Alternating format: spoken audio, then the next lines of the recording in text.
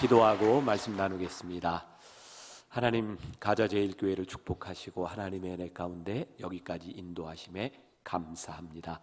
오늘 이 시간 우리들에게 예비된 하나님의 은혜 나의 것으로 받고 고백하는 시간 되게 하여 주옵시고, 귀한 이 시간 하나님의 말씀을 듣는 믿음의 사람들의 인생이 주 안에서 아름답고 복된 열매를 맺게 하여 주옵소서. 오늘도 하나님 앞에 드려진 귀한 예물 손길 축복하시고 하나님의 은혜 가운데 승리하는 믿음의 가문을 이루게 하여 주옵소서. 예수님의 이름으로 기도했습니다. 아멘.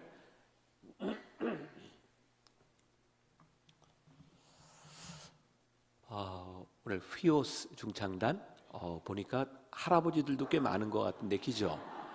근데 아주 아동틱한 이렇게 찬양을 불러주셔서 더 은혜가 되는 것 같습니다. 고맙습니다. 어제 말씀의 제목을 혹시 기억하시나요? 네, 예배하라. 어제는 예배에 대한 말씀을 나누었으면 오늘은 거룩에 대한 그런 말씀을 좀 나누어 보려고 합니다. 이건 뭐 제 개인적인 생각인데, 우리 크리스찬들에게 있어서 가장 기본이 되는 게 뭘까? 우리 크리스찬의 정체성, 아이덴티티를 이야기하라 그러면 저는 예배하는 사람이라고 생각하거든요. 우리가 예배하는 것을 볼 때 저 사람이 크리스찬이구나. 그런데 이 사람이 진짜 크리스찬인지 아닌지 구별할 수 있는 그 구별은 바로 거룩에 있다는 생각을 합니다. 그러니까 오늘 제가 여러분들과 함께 나누려고 하는 이 거룩이라고 하는 말씀은 예배드리는 우리들이 꼭 가져야 될 굉장히 중요한 말씀이 될 것 같아요. 제가 교회에서는 주일날 설교를 할 때 말씀을 가지고 이렇게 쭉 풀어나가는 그런 설교를 하지만, 이제 오늘 이제 집회로 말씀을 나누기 때문에, 그리고 오늘 이 말씀은 너무나 잘 아는 말씀이기 때문에 제가 이렇게 말씀을 풀어갈지 아무튼 되는 대로 할 거예요. 여러분들은 제가 뭘 준비했는지도 모르잖아요. 그죠? 그러니까 제가 그냥 알아서 그냥 이제 할 텐데, 오늘 이 말씀은 유명한 이사야가 하나님께 부르심을 받는 그런 장면입니다. 그런데 이 부르심을 받는 장면 가운데 거룩하다, 거룩하다, 거룩하다라고 하는 말씀이 나와요. 이사야가 하나님 앞에 부르심을 받고 내가 누구를 보낼고 할 때 나를 보내십시오 하나님께 말할 때 그 가운데 뭐가 있었냐면 바로 거룩함의 체험이 있었어요. 그러니까 우리가 하나님 앞에 쓰임 받는 데 있어서 이 거룩함이라고 하는 것은 굉장히 중요한 이야기죠. 여기 인천 지역에도 이단들이 꽤 있죠. 이단은 여러분들이 잘 아는 것처럼 완전히 다른 게 아니라 이렇게 조금 이렇게 다른 거죠. 또 다른 말로 이야기하면 좀 비슷해요. 그러니까 비슷한 것처럼 위험한 게 없는 거죠. 우리의 신앙에도 그런 것 같습니다. 진짜 하나님 앞에 올바른 신앙생활을 하는가 아니면 비슷하게 하는가, 이건 굉장히 중요한 차이라는 생각이 듭니다. 이 거룩만큼 우리 그리스도인의 정체성을 분명하게 드러내는 것은 없어요. 그러니까 저도 이렇게 만나교회 담임 목사, 또 혹은 이제 한국교회 목사로서 이렇게 살아가면서 제일 이제 두려운 것 중에 하나가 뭐냐면 하나님께 버림받는 거예요. 저는 사도 바울의 그 말씀이 참 이해가 되는 것 중에 하나가, 내가 하나님 앞에 충성하다가 마지막에 버림받을 것에 대한 두려움이 있었어요. 그런데 우리 한국교회 역사나 우리 기독교의 역사를 보면 참 하나님 앞에 귀하게 쓰임받던 사람들이 끝까지 쓰임받는 것이 그렇게 많지 않아요. 그런데 그 중심에 보면 거룩함을 잃어버렸을 때 하나님이 쓰시지 않는 거죠. 우리가 평생을 예수 믿고 살아왔는데 우리들이 거룩하지 못함으로 인하여 하나님께 버림받는다면 그것보다 더 불행한 일은 없을 것 같아요. 자, 제가 여러분들에게 기적 이야기를 하나 해드릴까요, 말까요? 이건 여러분들이 원해서 하는 거예요. 여러분들이 이제 원해서. 저에게 일어났던 기적이에요.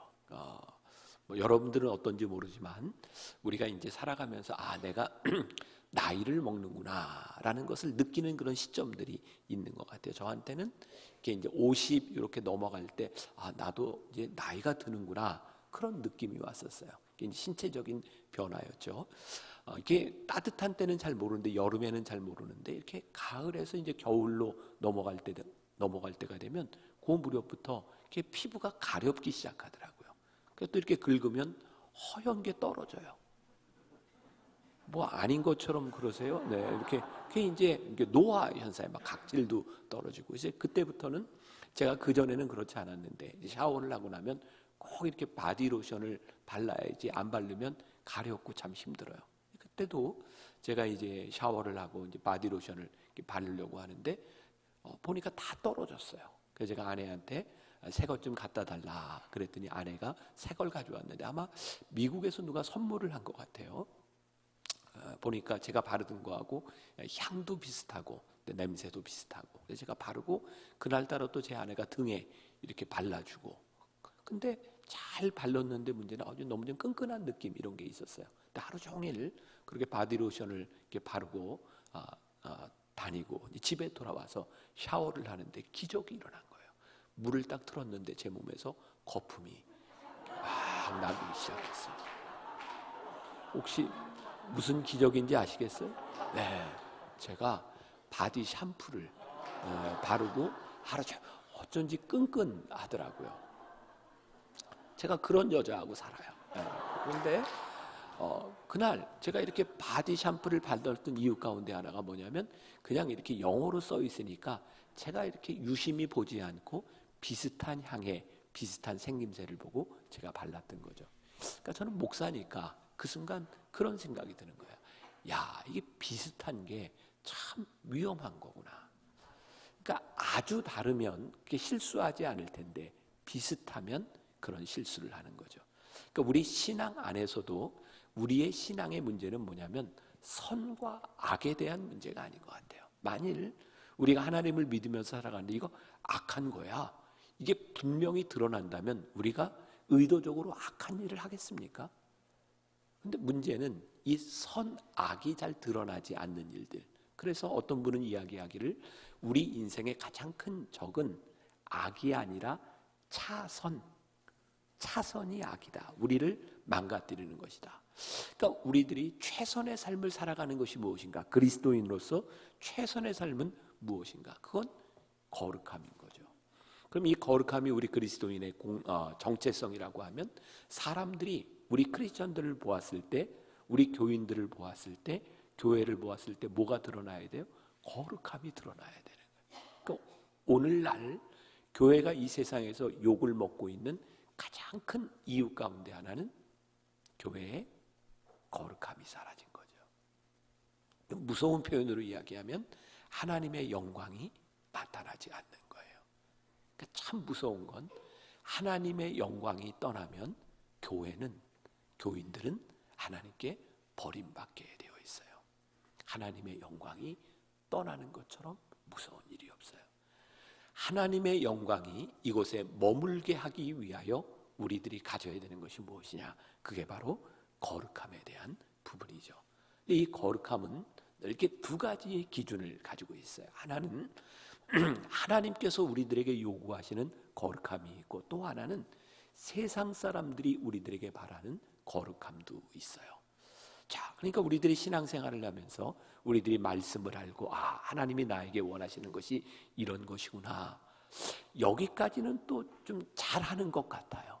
그런데 세상이 요구하는 거룩함에 대하여 우리들이 무시할 때가 종종 있어요. 이게 하나님 보시기에 뭐 문제가 없으면 되지. 그런데 이 하나님 앞에서 우리들의 거룩함이요 언제 증명되고 드러나냐면 사람들 앞에서 드러나고 증명되는 거예요. 그러니까 우리들이 하나님 앞에서 거룩하다라고 하는 것은 세상 사람들과 상관없는 일이 아니라 이 세상 가운데서 우리들의 거룩함이 드러나야 되는 거죠.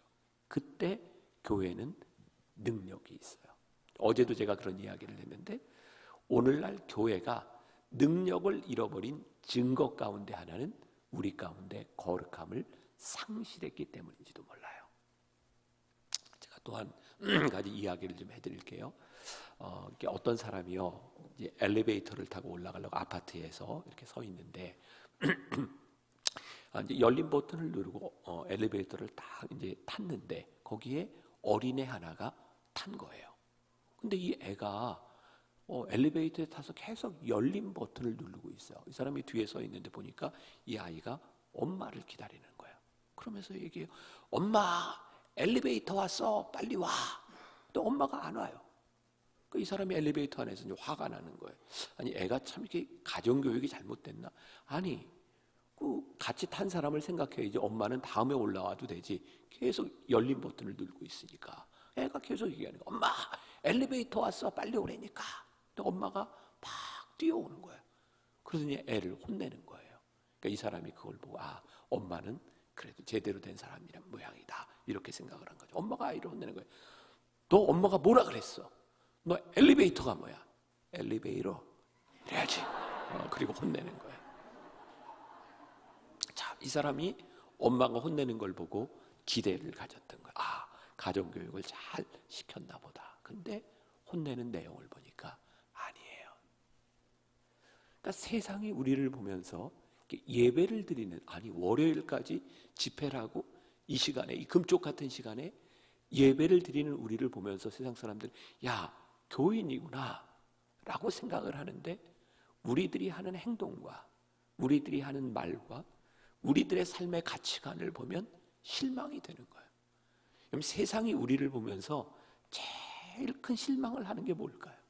아니, 어쩌면 저렇게 하나님을 믿고 예배를 드리는데 세상 사람들의 가치관하고 다른 게 없어. 제가 가끔 우리 교인들한테 그런 이야기해요. 여러분들 이렇게 감사헌금, 이 기도 제목을 보면 저희 교회는 이 감사헌금 기도 제목 쓰는 날이 굉장히 넓게 돼 있고, 그냥 감사헌금은 그냥 돈을 하나님께 드리는 게 아니라 구체적인 내용이 더 중요하다고 저는 늘 가르쳐서 기도 제목을 구체적으로 쓰도록 하는데요. 이 감사헌금의 기도 제목을 보면 세상 사람들이 하는 감사나 하나님 믿는 사람이 하는 감사나 별반 다르지 않아요. 여러분은 어느 때 감사해요? 집을 샀는데 집값이 올랐어. 너무 감사해. 그리고 집을 팔았는데 이만큼 남았어. 그건 감사헌금을 해요. 하나님, 집 팔고 이렇게 많은 수익을 얻게 돼서 감사합니다. 감사한 일이에요. 그러니까 하나님을 믿는 여러분들이 이런 물질적인 축복을 얻는 것이 잘못된 것이 아니에요. 자, 시험을 보고 아이들이 좋은 학교에 갔어요. 너무 감사해요. 하나님 감사합니다. 좋은 직장에 감사합니다. 근데 이런 감사는 하나님 믿지 않는 사람도 똑같이 하는 감사예요. 우리가 그런 감사를 할 때 세상 사람들이 우리를 바라보며 야, 예수 믿는 사람이구나 이럴까요? 전 그런 생각이 들거든요. 세상 사람들이 할 수 없는 감사가 우리들에게 있다. 그게 어떤 걸까요? 야, 내가 이사를 갔는데 아파트 값이 떨어졌는데 감사해. 이유가 있어요. 내가 이사한 이유가 신앙생활 좀 잘하려고, 내가 믿음생활 잘하려고 이사를 했는데 아파트 값이 떨어졌는데 놀라웠게도 감사한 이유는 하나님, 제가 손해를 봤는데 제가 제대로 한 선택을 한 거죠. 제 인생에 좋은 선택을 한 거죠. 그러니까 물질적으로 손해를 봤는데 우리들에게 감사가 있는 거예요. 내 자식이 좋은 학교에 갈 수 있는데, 좋은 직장에 갈 수 있는데 이 아이가 적어도 내가 직장을 선택할 때는 하나님의 나라와 이 나라와 이 민족을 위하여 내가 헌신할 수 있는 직장, 그런 생활을 했으면 좋겠어요. 그래서 돈을 많이 받을 수 있는 직장에 간 것이 아니라 조금 덜 받는데 그 선택을 했어. 야, 그 자식을 보니까 너무 감사한 거야. 우리들이 하는 감사가 세상 사람들이 하는 감사와 좀 달라야 우리가 능력 있는 삶을 살아가는데, 우리가 세상 사람들과 똑같이 절대로 손해보려고 하지 않아요. 그 세상 사람들이 저 예수 믿는 것들이 더해. 예수 믿는데 다른 게 없는 거예요. 저는 교회에서 우리 교인들한테 설교할 때 그런 얘기를 많이 해요. 여러분, 예수를 믿으면 조금 이렇게 바보처럼 사세요. 세상 사람들이 보기에 좀 손해도 보고, 예수 믿는 여러분들이 좀 손해를 보고 살아야 이 나라가 하나님의 나라가 되지. 세상 사람들과 똑같은 가치를 가지고 살아가면 하나님을 믿는 우리들로 인하여 이 세상이 변화되고 어떻게 하나님의 나라가 이루어질 수 있겠습니까? 거룩에 대한 정의, 성경에서 나타난 하나님의 성품을 이야기하라. 그러면 하나님은 거룩하신 하나님이라고 이야기하고 있어요. 레위기 19장 2절에 보니까 너희는 거룩하라. 이는 나 여호와 너희 하나님이 거룩함이니라. 우리가 왜 거룩해야 돼요? 하나님이 거룩하시기 때문에. 그런데 오늘 이 이사야 6장의 말씀을 영어 성경으로 이렇게 읽다 보면 이 거룩이 어떻게 표현이 되어 있냐면 거룩을 이렇게 표현하고 있어요. 하나님이 욕을 먹지 않도록 사는 게 거룩이다. 굉장히 좋은 표현이에요. 여러분, 이 거룩이 굉장히 추상적으로 느껴지는데 이 추상적인 거룩을 우리들의 삶에서 구체적으로 만들어내는 게 뭐냐면 나로 인하여 하나님이 욕을 먹지 않을 때 그게 거룩한 거다. 자, 그럼 우리가 거룩하게 산다고 하는 게 좀 명확해지지 않을까요? 그러니까 나 때문에 하나님 욕 먹으면 안 돼요. 자, 교회에 많은 분쟁들이 있어요. 세상 사람들이 이해하지 못하는 것 중에 하나가 세상 사람들 표현에 의하면 예수 믿는 것들이 더해. 교회에서 얼마나 싸우는지 몰라. 그래서 교회에서 싸우는 사람들한테 물어봐요. 왜 그렇게 싸우세요? 그럼 대답도 참 잘해보려고 싸운대요. 제가 이렇게 집회 가면 가끔 그런 얘기해요. 여러분, 예수 믿으면서 자꾸 이렇게 잘하려고 싸우지 말고 그냥 대충 사세요. 응? 여러분들 잘하려고 싸우는 이 모습을 보면서 하나님이 기뻐하시겠습니까? 근데 가만히 보면 이 잘하려고 하는 것들이 하나님 때문에 이루어지는 게 아니에요. 정직하게 얘기해서. 제 친구 중에 지금은 이제 변호사를 하고 있지만 이제 부장판사를 할 때였는데 그 친구가 믿음이 좋아요. 이제 대전에서 부장판사를 할 때 저한테 그런 얘기를 해요. 김 목사님, 내가 이렇게 재판을 하면서 내가 이제 예수를 믿으니까 교회 관련된 이런 사건들 이렇게 판결할 때가 참 많은데 예수 안 믿는 사람들은 재판 과정에 지나가면서 한꺼번에 다 같이 끕시다 우리. 네, 이제 한꺼번에 한번 이렇게 잘 확인해 보세요. 네. 자, 또 다른 세상을 만날 땐 잠깐 꺼두셔도 괜찮습니다. 자, 다 끄셨어요? 이제 울리지 않게. 네. 자, 제가 무슨 얘기하다가 제 친구 이야기하다가 그 친구가 예수 안 믿는 사람들은 돈으로도 해결이 되고 술 먹고도 화해가 된대요. 근데 교회에서 싸움이 한번 일어나면 화해가 안 된대요. 그래서 어떤 경우에는 교회 안에 분쟁이 생기면 주일날 같은 시간에 2층에서 예배드리고 3층에서 따로 예배드리고 어떤 경우는 시간을 달리해서 예배를 드리고. 근데 그 사람들의 이야기를 들어보면 똑같이 주장한대요. 양쪽에서. 뭐라고 주장하냐면 하나님의 뜻입니다. 그러면 미치겠대요. 어떻게 저렇게 하나님의 뜻이 저렇게 완전히 다를 수가 있는가? 근데 그 사람들은 그게 하나님의 뜻이라고 꿋꿋이 우기는 거예요. 그럼 중요한 기준이 있어요. 하나님의 뜻대로 우리들이 살아간다고 하는 것은 뭐냐면 우리들을 통하여 하나님이 욕을 먹지 않을 뿐만 아니라 하나님이 영광을 받으실 때 하나님의 뜻이 이루어지는 거예요. 근데 우리들이 교회 안에서 싸우는 대부분의 경우는 하나님의 뜻을 이루기 위해서 싸운다고 하는데 내가 옳다는 것을 증명할 때까지 싸워요. 그러니까 하나님의 이름을 빙자해서 내가 옳은 것을 증명할 때까지 싸워요. 그러니까 우리가 하나님의 거룩함을 위해서 우리들이 살아간다면 어떤 태도가 나올까요? 그래, 내가 좀 억울해도 나 때문에 하나님이 욕을 먹지 않도록 그래, 내가 욕을 먹지. 그게 거룩함 아닐까요? 그러니까 세상에서 볼 때는 이게 바보 같아. 벨도 없어? 그런데 내가 그렇게 바보같이 사는데 그래야 하나님이 영광을 받으신다고 하면 내가 그렇게 기꺼이 내가 참을 수 있지. 제가 목회를 하면서 제일 힘든 일이 뭔지 아세요?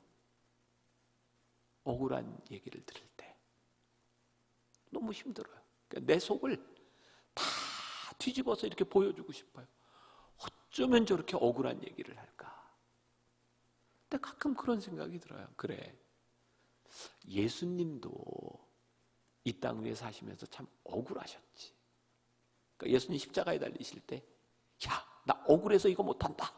그리고 내려오셨으면. 근데 예수님 억울한데 아버지의 뜻이 이루어지기를 원하셔서 기꺼이 십자가를 지셨어요. 그러니까 우리가 예수를 믿는다고 하는 게 아주 본질적으로 참 간단한 일 가운데 하나예요. 나의 의를 드러내는 것이 아니라 하나님이 영광을 받으실 수 있도록 사는 것. 그래서 예수를 잘 믿으면 억울한 게 많아요. 근데 하나님이 그래, 내가 너를 보니 내 마음이 기쁘다. 그러니까 우리가 하나님을 믿는다는 건 뭐예요? 세상 사람들의 판단에 의해서 좌우되는 것이 아니라 하나님 앞에 우리들이 어떤 사람인가를 생각하고 그 믿음으로 살아가는 게 예수 믿는 거잖아요. 좀 간단하지 않아요? 근데 힘들어요. 어려워요. 그래서 예수를 믿는 건 끊임없이 나를 죽이고 내가 하나님 앞에 순종하려고 하는 마음이 없으면 예수 믿기가 참 힘든 거죠. 혹시 내 속에 있는 그 야망, 내 속에 있는 욕망을 이거 하나님의 뜻이라고 생각하면서 우리들이 하나님을 빙자해서 우리의 욕망을 이루려고 살아가는 사람들은 아닐까? 저는 제 안에 있는 명예욕을 제가 알아요. 저는 우리 아버지 때부터 우리 집안에 흐르는 명예욕의 피가 있어요. 막 잘난 척하고 뭔가 좀 되고 싶고 저는 제 속에 그 명예욕의 피가 흐르는 걸 알아요. 그러니까 저에게 늘 싸움이 뭔지 아세요? 하나님, 이거 드러내지 않도록, 하나님 이거 이길 수 있도록. 그냥 제가 또 일종의 좀 관종이에요. 관종하세요? 저는요, 막 이렇게 지나다니면서 사람들 뭐 아는 척하고, 그러니까 어떤 목사님들은 제가 이제 방송에도 많이 나오고 유튜브도 많이 나오고 하니까 목사님 불편하지 않으세요? 그럼 난 왜 불편해요? 사람들이 알아보고 인사도 하고 막 사진도 너무 좋잖아요. 저 관종이에요, 관종. 그래요. 전 그냥 그게 제 속에 있는 제 속에 어떤 명예욕, 잘난 척, 제 속에 그 있는 거 알아요. 그러니까 끊임없이 싸우는 거예요. 하나님, 제가 제 속에 있는 이 본성을 제가 아는데 제가 어떻게 이것을 싸워서 이기며 살아갈까요? 그럼 가만히 생각해 보세요. 지금 한국 기독교 역사 가운데 특히 여러분들 이제 통합 측 장로교잖아요. 여러분들 스스로 좀 창피하지 않으세요? 장로교 교파가 몇 개인지 아세요? 안 창피하세요? 제가 이런 얘기 저 해도 괜찮을 것 같아요. 왜냐? 다 잘해보자고 갈라진 거예요. 그래서 제가 그런 생각이 드는 거예요. 참 잘해보자고 하면 안 했어도 이렇게 교회가 갈라지지 않았겠다. 그리고 다 갈라져서 저희 교단도 마찬가지예요. 교회를 좀 쇄신하겠다고 막 이렇게 나와서 나를 좀 이렇게 장을 시켜주시면 제가 지금 교단을 좀 바꿔보겠습니다. 제가 한 번은 글에다 그런 얘기를 썼어요. 나와서 내가 교단을 좀 이렇게 바꿔보겠습니다 라는 사람들만 없어지면 한국교회는 좋아질 것입니다. 근데 그게 무슨 얘기냐면 진짜 내 마음속에 하나님의 나라를 위한 불타는 마음이 있으면 되는데 하나님 나라를 위하여 개혁해보겠다고 하는 그 마음 가운데 사실은 내 명예욕이 있는 거예요. 근데 그게 목회자들만 그럴 거예요? 아니 다 똑같아요. 우리들 집사가 되고 권사가 되고 장로가 되고 언제부터인가 내 직분이 올라가면 순종하기가 참 힘들어져요. 내가 이 정도인데. 저희 교회 이건 좋은 전통이에요. 여러분들이 하기는 좀 쉽지 않을 것 같아요. 장로교회에서는. 근데 감리교회에서는 가능하죠. 저희 교회는 장로님이 딱 뽑히면 그 다음 장로님이 뽑힐 때까지 보통 2년에서 3년 정도에 한 번씩 뽑는데, 모든 장로님들은 이제 주차 안내를 해야 돼요. 보통 저희가 한 번 뽑을 때 15명, 한 18명 이렇게 뽑는데, 지금 올해같이 이렇게 추운 날 밖에서 그 주차 안내를 하면서 장로님들이 처음에는 목사님, 이게 장로들이 중요한 일도 많은데 꼭 이런 걸 해야 됩니까? 그러다 1년쯤 지나면 장로님들이 저한테 고백하는 게 있어요. 장로님들이 주차 안내하는지 잘 모르니까. 저희 교회는 우리 가지제일교회보다는 규모가 많이 커요. 그러니까 사람들이 서로 모르고 장로님들도 몰라요. 이 주차 안내를 하면서 장로님들이 별 수모를 다 겪어요. 근데 그 시간들을 지나가면서 하나님이 우리를 장로로 만들어 가신다고. 제가 그 이야기를 들으면서 목사도, 장로도, 권사도, 집사도 우리들이 내 명예욕이 살아가는 것이 아니라, 사실은 신앙생활하면서 내가 죽으며 하나님이 드러나기 시작할 때 우리는 교회다운 교회의 모습들을 만들어가는 거죠. 저는 이 교회 사정을 아무것도 몰라요. 우리 교회 이제 부목사님들, 저희 교회 목회자들이 많아요. 제가 지키게 하는 게 있어요. 밥을 먹을 때면 우리 목회자들은 교인들하고 똑같이 줄 서서 먹어. 목회자들이 교인들을 먼저 섬겨줘. 저는 목회자들한테 그렇게 가르쳐요. 그런데 못된 교인들은요, 목회자들이 막 섬기면 앉아서 그냥 섬김을 받아요. 이게 참 이율배반적이죠. 제가 목사님들한테 섬기라고 그러면서, 근데 제 마음 가운데는 어떤 마음이냐면, 목사님들이 그렇게 섬길 때 교인들이 그 섬김을 잘 받을 뿐만 아니라 목회자를 잘 섬겨줬으면 좋겠어요. 그러니까 이 크리스찬 공동체, 하나님의 영광이 드러나는 공동체는 뭐예요? 서로 섬기고 서로 하나님의 영광이 드러나기 위해서 애쓰는 것.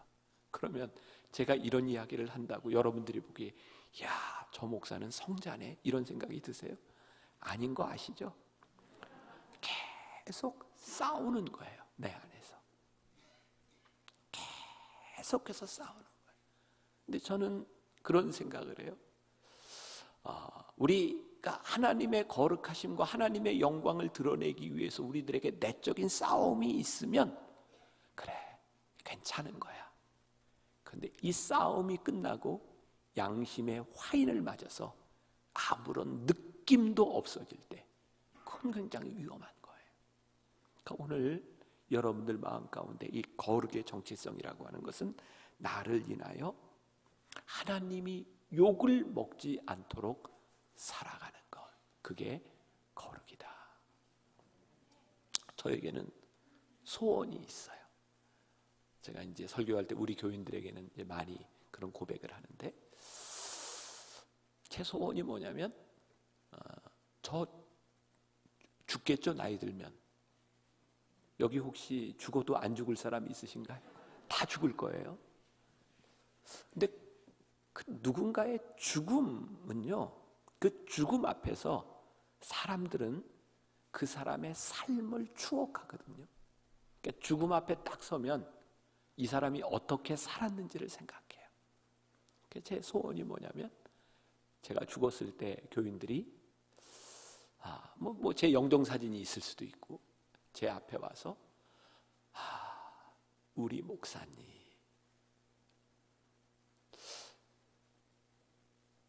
그렇게 말해줄 수 있으면 나는 참 행복한 사람이겠다.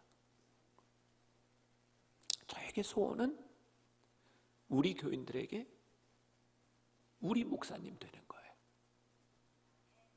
그러려면 제가 은퇴하고 마지막 순간까지 이 길을 지켜야 되는 일이 쉽지 않은 거예요. 우리 장로님들, 우리 교인들이 장로님들의 영정 앞에서 우리 장로님, 그게 우리들에게 얼마나 큰 축복이에요. 하나님의 영광을 위하여, 거룩함을 위하여 산다고 하는 게, 그래서 우리들이 죽을 때까지 우리 안에 있어야 되는 선한 싸움인 거예요. 여러분들에게 이 선한 싸움이 끊어지지 않기를 간절히 소원합니다. 우리가 아무리 거룩함을 이야기해도 우리는 거룩한 존재가 될 수는 없어요. 우리는 거룩한 사람들이 아니에요. 그러니까 우리들에게 이 거룩함이라고 하는 것은 우리들이 애써서, 우리들이 이렇게 기도하고 힘쓴다고 우리들이 하나님처럼 거룩한 사람이 될 수 있는 게 아니에요. 저는 기본적으로 우리 인간됨에 대한 저 자신에 대해서도 신뢰가 없어요. 우리는 참 연약한 존재들이에요. 쉽게 잃어버리고 잊어버리고 쉽게 넘어지고, 그게 우리 인간이에요. 그래서 우리가 아무리 애쓴다고 거룩한 존재가 될 수는 없지만 거룩한 하나님과 동행할 수는 있잖아요. 그러니까 저는 이 동행이라는 말을 또 굉장히 좋아하고, 요즘 제가 우리 교인들과 함께 새벽마다 하는 묵상이 있어요. 혹시 여러분들 하나님의 숨결이라고 들어보셨어요? 제가 여러분들 담임 목사는 아니지만 많은 분들이 같이 하니까 유튜브에 들어가서 새벽마다 제가 하나님의 숨결, 아침마다 제가 묵상 글을 나누고, 제가 그 책 제목을 질 때 이게 또 어쩔 수 없이 또 자랑이 나오네. 제가 이렇게 제목을 줬지만 하나님의 숨결, 너무 좋은. 어떻게 생각하세요? 새벽마다 하나님의 숨결을 우리들이 하나님과 함께 숨을 쉬고 갈 수 있다면 조금 나아지지 않을까. 그러니까 저는 우리들의 거룩함이라고 하는 것은 완전함에 있는 것이 아니라 조금 더 나아지는 것, 지난해보다 올해 우리들이 조금 더 나아지는 것. 제가 매년 제 아내한테 그런 걸 물어봐요. 내가 좀 나아졌지? 그리고 제가 강단에 서서 설교할 수 있는 자격, 그 자격은 뭘까? 저 스스로 그런 생각을 해요. 온전함, 완전함이 아니에요. 적어도 제가 설교자로, 목회자로 살아가며 지난해보다 조금 나아지는 거예요.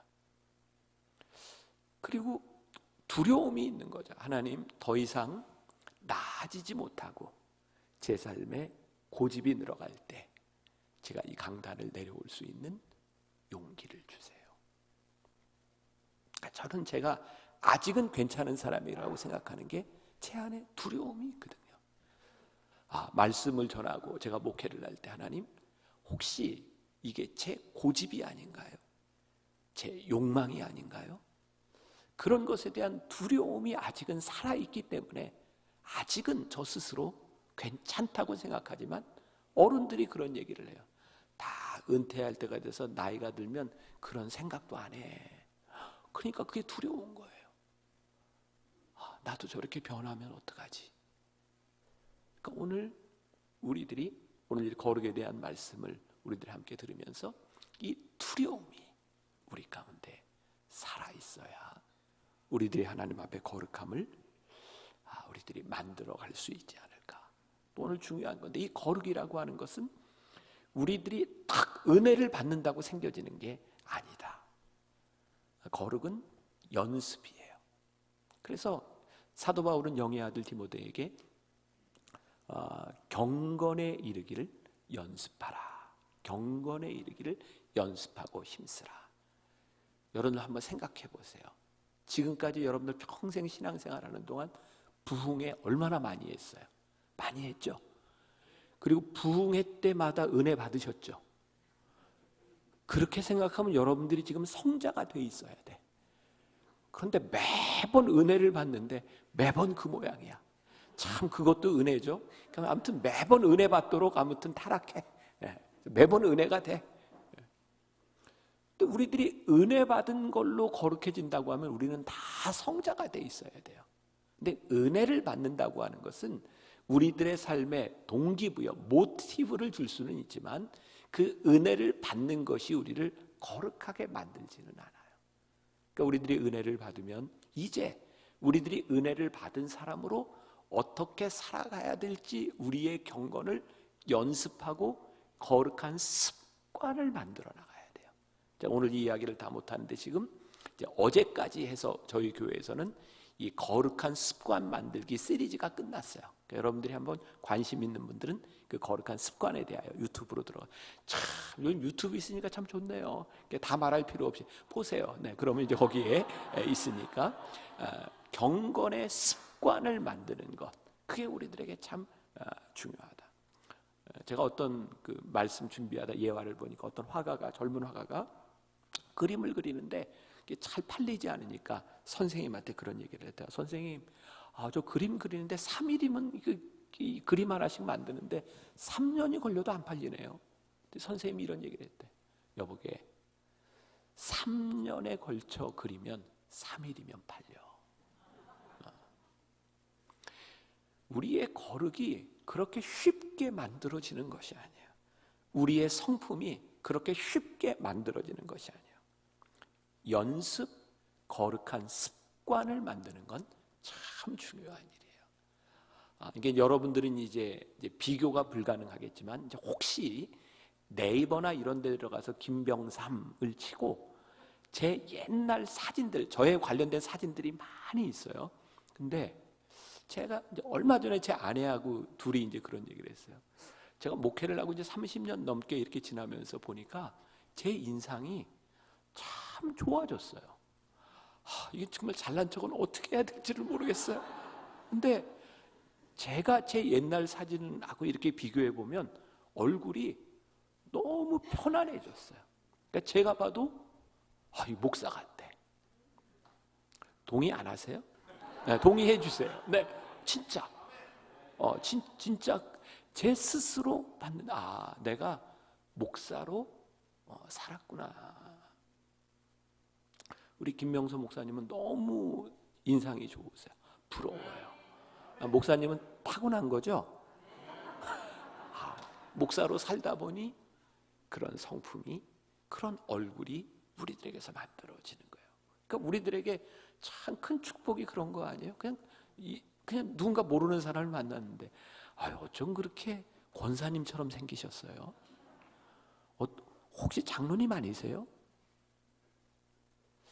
우리들의 삶에서, 우리들의 성품에서, 우리들의 모습에서 그렇게 만들어지는 것, 우리들에게 얼마나 큰 축복인가. 그래서 거룩을 연습해야 되는. 그 거룩을 연습한다고 하는 것은 뭘까요? 하나님 앞에서 우리들이 자꾸 서려고 하는, 내가 하나님 앞에 있구나. 자, 제가 오래전인데 이태리에서 유학생들을 위한 집회를 이제 인도하는데 여러 목사님들이 함께 했어요. 근데 이제 뭐 코스타라고 하는 그런 집회, 이제 그런 집회인데 그 집회의 특징은 이제 설교하는 목사님들이 본인 설교 시간 말고는 다 그 목사님들의 설교를 같이 청년들과 함께 듣는 거예요. 제 앞에 한 목사님이 설교를 하시는데 그런 예를 들은 거예요. 청년들한테 야, 너희들이 예수님하고 그렇게 친하냐? 그래서 너희 아는 친구들 있고 아는 사람이 있으면 너희 포르노 이런 거 못 보잖아. 그런데 너 혼자 예수님하고 단둘이 있을 때는 그렇게 포르노 이런 거 보는 거 보니까 예수님하고 아주 친한 모양이다. 그 말은 무슨 얘기예요? 예수님과 상관없이 사는 거죠. 우리를 아는 사람들 앞에서도 우리는 나를 지키려고 하는데 사실 나를 알아보는 사람이 아무도 없는 곳에서 나를 지키는 게 쉽지 않아요. 그날 제가 청년들과 함께 이렇게 바닥에 무릎 꿇고 기도하면서 많이 울었어요. 하나님, 제 안에 계십니까? 그리고 제가 교회 돌아와서 주일날 교인들에게 그런 도전을 했어요. 여러분들 안에 주님이 성령님이 계십니까? 근데 그 주간에 우리 교인들과 함께 이제 중국에 영성 훈련을 인도하러 가게 됐어요. 연변 쪽에. 그런데 저희가 몇 해를 계속하는 그 영성 훈련이었는데 그해 영성 훈련을 시작하고 하루가 지났는데 중국 공안들한테 발각이 됐어요. 그래서 모든 것을 다 철수하고 한국으로 돌아와야 되는 상황이 되었고 연변에 이렇게 호텔로 돌아와서 이제 비행기 일정을 기다리고 있었어요. 근데 저는 뭐 중국을 계속 그 영성 훈련을 인도하러 다녔으니까 그냥 숙소에서 쉬는 게 저한테는 뭐 제일 좋았고 다른 교인들은 이제 연변 이제 구경을 한다고 이렇게 나가게 되었어요. 근데 저 혼자 있는데 우리 장로님 한 분이 저에게 중국 돈을 이렇게 주면서 목사님 여기 있는 동안 요 호텔 요 밑에 내려가면 사우나 있는데 가서 발 마사지를 받으세요. 그 중국 돈을 주고 갔어요. 그래서 낮에 제가 혼자 이렇게 사우나를 내려갔는데 그 큰 사우나에 진짜 아무도 없이 저 혼자 있었어요. 그러니까 제가 사우나를 하고 직원한테 발 마사지를 좀 받고 싶다. 그랬더니 저를 이렇게 안내를 해주는 거예요. 이렇게 안내해서 이렇게 올라가는데 이게 분위기가 이게 심상치를 않은 거예요. 이렇게 올라가고 방으로 저를 딱 안내해 주는데 그 여러분들 그 정육점 불빛 알죠? 네. 정육점 불빛 아래 방에 침대가 있는 곳으로 나를 안내를 하는 거예요. 그래서 제가 한국말 하는 사람 좀 불러달라고 나 발 마사지 하러 왔는데 여기가 이제 뭐 하는 데냐 그랬더니 여기가 발 마사지만 하는 데가 아니고 뭐 이렇게 얘기를 하는 거예요. 그때 제 머릿속에 두 가지가 지나갔어요. 하나는 예수님의 얼굴이었고 또 하나는 우리 교인들의 얼굴이었어요. 그래서 제가 나는 여기 이런 데 오는 사람 아니니까 뭐 나가는데 알려달라고. 그리고 교인들한테 와서 그 주간에 제가 그런 설교를 했어요. 여러분 저 같은 담임 목사한테 설교를 듣고 있는 여러분들이 참 복받은 사람인 줄 알라고. 이유는 제가 그 정육점 불빛 아래서 예수님의 얼굴과 여러분들 얼굴이 생각나더라고. 그게 저에게 큰 은혜였어요. 우리들의 인생의 중요한 순간에 우리들에게 무엇이 생각나는가? 우리의 머릿속에 떠오르는 것이 무엇인가? 그러니까 우리가 주님과 동행해야 우리들이 거룩해질 수 있는데 그러니까 우리들이 거룩해진다고 하는 것은 그게 또 뭐예요? 하나님께 욕을 먹지 않는 것과 더불어서 하나님 앞에 우리들이 서야 우리들이 거룩해지는 거예요. 저는 이제 미국에서 유학을 했으니까 우리 애들이 어렸을 때 이제 한국으로 돌아왔고 방학 때 한 번은 이제 아이들이 영어를 잊어버리지 않도록 미국의 공립학교에 보낸 적이 있어요. 갔는데 제 아내가 아주 인상적인 이야기를 하는 거예요. 아이들 학교에 갔더니 컴퓨터를 이렇게 키는데 그 컴퓨터 모니터에 영어로 이렇게 써 있대요. God is watching you. 하나님이 너를 지켜보고 계신다. 그러니까 아이들이 컴퓨터를 킬 때 하나님이 너를 지켜보고 계셔. 근데 그 글귀가 너무 좋은 거예요. 그래서 제가 우리 장로님, 지금은 우리 장로님들 방이 없어요. 근데 이제 그때는 장로님들 방이 있을 때요. 장로님들 방에 제가 현판식을 했어요. God is watching you. 그거를 이렇게 장로방에 이렇게 걸어놓고 예배를 드리고 자, God is watching you. 얼마 지나지 않아서 장로 회장님이 저를 찾아오셨어요. 목사님, 저거 띄면 안 될까요? 그래서 제가 왜 그러시냐고 그랬더니 불편해요. 하나님이 우리를 지켜보고 계시면 불편한 게 정상이에요. 만일 여러분들의 삶에 여러분들이 신앙생활을 하는데 불편한 게 없다. 둘 중에 하나죠. 여러분들이 아주 성화가 된 성자이거나 하나님과 관계없이 살거나. God is watching you. 하나님이 우리를 지켜보고 계실 때 우리들의 삶은 불편할 수밖에 없는 거예요. God is watching you. 하나님이 우리를 지켜보고 계신다. 자, 이 거룩에 대해서 또 생각하면서 우리들이 잘못하면 거룩을 왜곡할 수 있어요. 그 거룩에 대한 왜곡을 저는 이제 두 가지로 이야기하는데, 이게 참 제가 또 쓴 말이지만 참 이게 참 괜찮아요. 그러니까 여러분들이 이런 거는 좀 기억해도 괜찮을 거예요. 남을 의식하는 거룩은 위선이고, 남을 배려하지 않는 거룩은 독선이에요. 야, 되게 괜찮은 사람들은 감탄이 나오는데, 이게 다시 제가 잘 모를 수도 있으니까 다시 제가 남을 의식하는 거룩은 위선이고요, 남을 배려하지 않는 거룩은 독선이에요. 예수님께서요, 바리새인들을 바라보면서 이 위선자들아, 이 회칠한 무덤과 같은 자들아, 독사의 자식들아, 그렇게 말씀하셨어요. 바리새인들은 어떤 사람이었어요? 누가 봐도 거룩한 사람들이에요. 그들은 율법적이었고 율법을 지키는 사람이었고 안식일을 잘 지키는 사람이었어요. 근데 예수님이 왜 그들에게 위선자라고 얘기했을까요? 그들은 하나님 앞에서 율법을 지킨 사람들이 아니라 사람들의 보는 앞에서 의롭게 보이기 위하여 거룩한 척을 했던 사람이에요. 예수님이 그들에게 말씀하세요. 이 위선자들아. 위선의 특징은 뭔지 아세요? 거룩한 척을 하기는 하는데 하나님의 마음을 몰라요. 그래서 참 이상한 거죠. 교회에서 신앙생활 하는데, 야, 어쩌면 저렇게 홀리해? 그런데 뭔가 좀 이상해. 행동은 홀리한데 이게 뭐가 좀 아닌 것 같아. 그게 뭔지 아세요? 하나님의 마음이 없는 거예요. 우리가 자녀들을 향해서, 야 이놈아, 주일 잘 지켜, 엄마 아빠 봐. 근데 애들이 볼 때 엄마 아빠처럼은 나 예수 안 믿어. 겉으로는 주일도 잘 지키는데 하나님의 마음이 없어요. 그래서 누군가를 쉽게 정죄하죠. 교회 안에 얼마나 많은 위선자들이 있는지 몰라요. 하나님의 마음을 알지 못하는 사람들 앞에서 거룩하게 보이는 사람들. 그런가 하면 독선적인 사람들은 뭔지, 어떤 사람인지 아세요? 사람 신경을 안 써요. 나는 하나님 앞에서 내 신앙을 지키면 돼. 하나님 앞에서 내가 이 신앙, 이 믿음 지키면 돼. 그런데 하나님 앞에서 참 신앙생활을 잘하는데 그것 때문에 상처받는 사람들이 있어요. 이게 얼마나 힘든 일인지 아세요?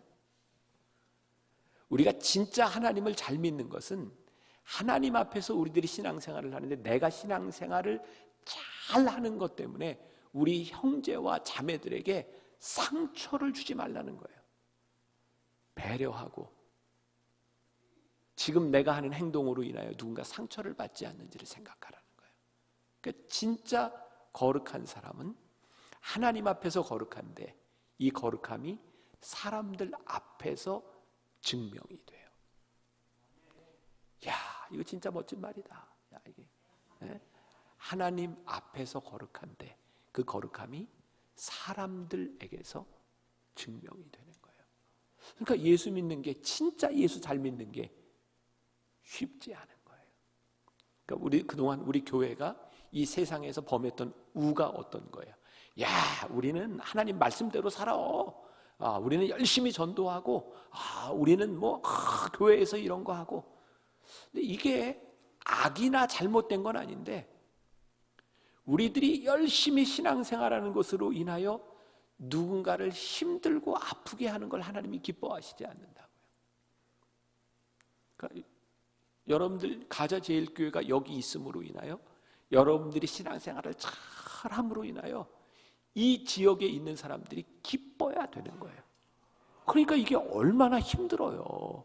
세상 사람들이 교회에서 우리들 신앙생활하는 거 별로 좋아하지 않거든요. 근데 우리들이 그걸 기쁘게 만들어야 되는 거예요. 그래야 복음의 씨가 뿌려질 수 있는 거예요. 그러니까 나만 열심히 신앙생활하면 돼. 이게 얼마나 독선적인지 몰라요. 그러니까 진짜 거룩은 위선적이지 않고 독선적이지 않다라는 걸 우리들이 알아야 돼요. 이제 본문으로 들어가는데 큰일 났다. 이제 본문 속으로. 이사야가 하나님께 부르심을 받은 때가 언제냐면 우시야 왕이 죽던 해. 우시야 왕이 죽던 해는 언제냐면 이제 이스라엘이 많이 힘들어질 때예요. 저는 이 말씀을 딱 접하면서 그런 생각을 했어요. 우시야 왕이 죽던에 그 위대한 이사야 선지자를 하나님 부르셨다고 하는 것은 우리들이 살아가는 이 세상이 참 힘들고 어려울 때 하나님은 믿음의 사람들을 부르신다는 거예요. 그러니까 저는 지금 코로나로 한국 교회가 참 힘든 때 하나님이 우리를 부르시는 때다. 근데 우시야 왕이 죽던 때 이스라엘이 왜 힘들어졌는지 아세요? 우시야가 종교 개혁도 하고 좀 뭔가 좀 잘해보려고 했던 사람인데 우시야 왕 말년에 하나님 앞에 범죄하거든요. 그가 너무 잘나가지고 교만해지고 그가 가지고 있었던 모든 것, 성전의 기밀을 사람들에게 다 보여주면서 하나님이 우시야 왕을 버리셨거든요. 그러니까 사실은 우리들이 제일 무서운 때가 언제냐면, 두려운 때가 언제냐면 잘 될 때예요. 우리의 인생에 아무 문제가 없다고 생각할 때 우리는 가장 타락하기 쉬운 때고, 우리가 누군가에게서 칭송을 받을 때 우리가 하나님의 영광을 가로챌 수 있는 때고, 그 두려움들을 우리들이 가지고 살아가야 되죠. 이 하나님의 거룩함 앞에서 이사야가 쓰임받는 이 장면을 보세요. 거룩하다, 거룩하다, 거룩하다 스랍들이 나타나고, 이 거룩함 앞에서 이사야가 너무 두려웠어요. 그 당시에는 하나님의 형상을 보는 건 죽는 거예요. 왜? 이 더러운 우리 인간이 어떻게 거룩한 하나님 앞에 설 수 있어요? 거룩하신 하나님 앞에 우리들이 할 수 있는 건 뭐예요? 납작 엎드리는 거예요. 하나님, 저는 죄인입니다. 그랬더니 하나님께서 이사야의 입술을 찢어서, 그러니까 하나님이 우리를 쓰시는 방법을 보면 우리들이 하나님 앞에 엎드릴 때 하나님이 우리를 바꾸어서 사용하세요. 우리들이 종종 착각하는 게 있죠. 우리들이 자격이 있어서 쓰임받는 것처럼. 그러니까 저에게도 이제 그런 컴플렉스가 있어서, 저는 선교학 박사거든요. 선교학을 공부했어요. 그런데 제가 신학교에서 선교학을 어느 정도 가르치다가 제가 이거 못 가르치겠다. 왜냐면 어떤 컴플렉스가 있었냐면, 내가 선교의 경험도 없는데 내가 이 선교학을 어떻게 가르치나. 선교학을 못 가르치겠다 생각했어요. 그리고 제 마음에는 그 선교사님들을 보면 하나님, 나를 쓰세요. 나를 다 드리는 그분들을 보면 제가 컴플렉스가 있는 거야. 나에겐 저런 믿음이 없는데. 근데 어느 날 제가 이제 기도하는데 하나님이 그런 마음 주신 거죠. 컴플렉스 가지지 마. 야, 입장 바꿔놓고 생각해보자. 제 마음에 주신 생각이에요. 입장 바꿔놓고 생각해보자. 하나님, 나를 쓰세요. 입장 바꿔놔봐. 그 기도가 그게 괜찮은 기도냐? 생각해보니까 하나님, 나를 쓰세요 해보니까 이게 하나님 이걸 쓰려면 저 건강도 고쳐야지, 성질도 고쳐야지. 저걸 쓰는 게 보통 일이 아니야. 어떻게 생각해요? 하나님이 여러분들을 좀 쓰시라고 여러분들 막 내놓으면 하나님이 이야 뭐 이러실 것 같아요. 골치 아플 것 같지 않으세요? 근데 하나님이 그걸 기뻐하신다고요. 이유는 우리들의 자격이 아니에요. 하나님이 사랑하시기 때문에 우리를 쓰실 수 있는 거죠. 제가 이 설교를 준비할 때 제 속에 떠올랐던 찬양이 하나 있었어요. 보소서 주님, 나의 마음은 선한 것 하나 없습니다. 그러나 내 모든 것 주께 드립니다. 사랑으로 안으시고 날 새롭게 하소서. 주님 마음 내게 주소서. 내 아버지 주님 마음 내게 주소서. 나를 향하신 주님의 뜻이 이루어지도록 주님 마음 내게 주소서. 제가 이 찬양을 부르다 많이 울었어요. 보소서 주님, 나의 마음은 선한 것 하나 없습니다. 그러나 내 모든 것 주께 드립니다. 나에게 선한 것이 없구나. 그런데 하나님이 우리를 쓰실 수 있는 거죠. 하나님의 거룩하심 앞에서 우리들이 쓰임 받을 수 있는 거죠. 우리가 거룩하게 산다고 하는 것은 또 어떤 것인가? 거룩하지 못한 세상 한가운데서 우리들이 거룩하게 사는 거예요. 벌써 1시간 넘어갔죠. 아이고, 이게 또 길게 하면 내일 또 안 올까봐 이제 이쯤 마치고 이제 to be continue, 내일 또 이어서 뭐 이제 앞으로 2번 더 남았으니까 이제 이어서 할 텐데, 자, 한 가지 다 기억하세요. 우리들이 하나님의 거룩하심 앞에서 우리 살아가는 이 거룩함은 거룩하지 못한 세상 한가운데서 우리들이 거룩하게 살아가는 거예요. 그러니까 우리들이 이 세상 한가운데서 거룩하게 살아야 거룩이 빛이 나요. 그런데 교회 안에 때때로 싸움과 분쟁이 있는 이유 가운데 하나는 뭐냐면, 여기 다 거룩하려고 나온 사람들인데 여기서 거룩하려고 하니까 힘들어요. 그러니까 여러분들, 거룩함은 어디서 빛나는가? 교회에서 빛나는 게 아니에요. 여기서는 믿음의 공동체가 마음을 편안하게 우리의 약함도 내어놓고 우리의 부족함도 내어놓고 이 편안한 공간이 되어야 그게 교회인 거예요. 그리고 여러분들이 예배를 마치고 이 편안한 형제 자매의 교제를 떠나서 이 세상으로 나아갔을 때 거룩하지 못한 곳에서 여러분들이 거룩하게 살아가려고 할 때 그 거룩함이 빛을 발하게 되어 있어요. 자, 오늘 예배를 마치고 나가면 여러분들이 돌아가는 세상 한가운데서 여러분들의 거룩함이 드러나도록 그렇게 위선적이지 않고 독선적이지 않고 거룩의 연습을 할 수 있는 여러분들 한 사람 한 사람이 되시기를 주님의 이름으로 간절히 축원합니다. 기도하겠습니다. 살아계신 하나님, 오늘 귀한 믿음의 사람들이 여기에 모여 하나님의 말씀을 듣습니다. 하나님의 말씀을 귀로 듣는 사람이 되지 않게 하여 주옵시고 말씀을 가슴으로 새기게 하여 주옵시고, 오늘 거룩하신 하나님 앞에 우리들이 거룩하기를 소원하오니 이 거룩하지 못한 세상 한가운데서 우리의 거룩함이 빛나는 인생을 살게 하여 주옵소서. 예수님의 이름으로 기도했습니다. 아멘.